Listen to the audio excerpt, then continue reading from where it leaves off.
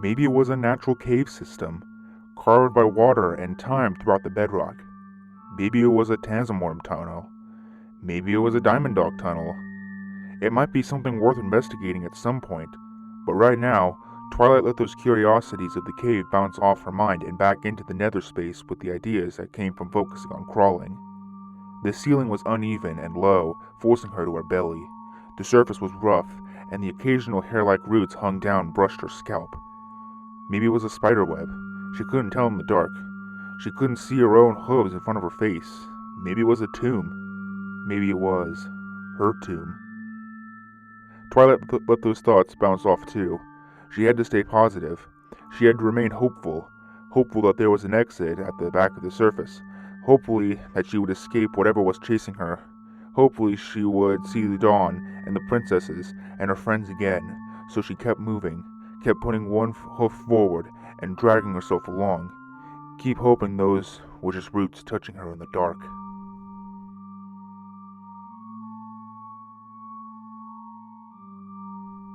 Twilight jerked awake. She gasped, breathing in and out rapidly. She turned her ears to point forward and back and forth, over and over. Did something make a noise? Did something move? Did something touch her? Nothing. Darkness. Silence and her own breathing. When did she fall asleep? How long had she been under the ground? Would she ever be free? Was she still being chased? Twilight crawled forward another inch. All she had to do was to make it to Camelot, make it to the princesses. She could do it.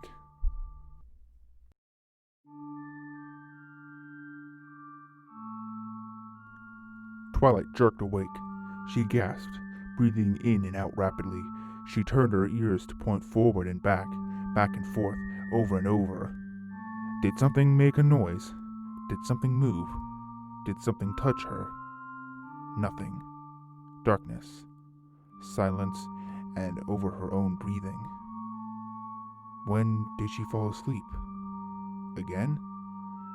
Something touched her. She screamed and it came out in a weak hiss.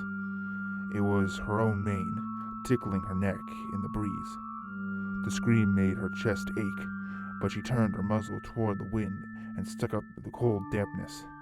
It smelled like leaves and dirt. It smelled like salvation.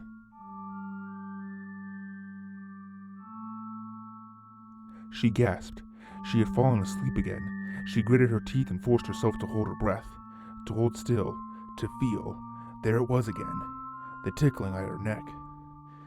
The brightest hint of moving air in the lightest tunnel. There was an exit. Twilight let her held breath out slowly and gripped the cave floor with her hooves and roughed up knees. There was an exit. She was getting out of this.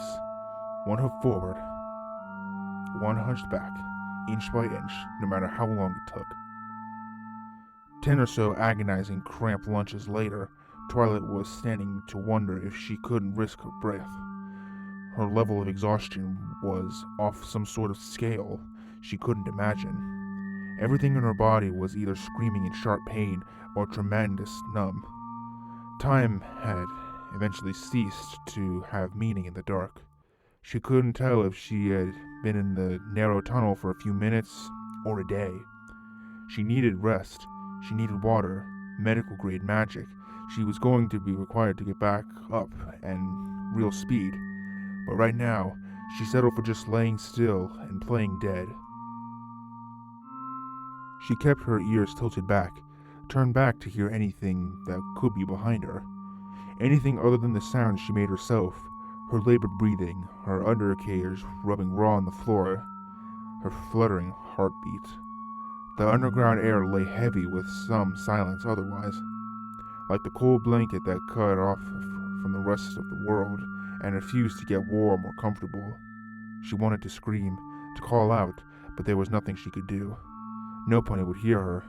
No pony would find her. She was alone. She was so tired. On one hoof forward.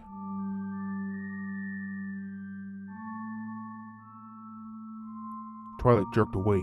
She gasped, only to cough violently. A second later, though, with the chattering teeth, she passed out again.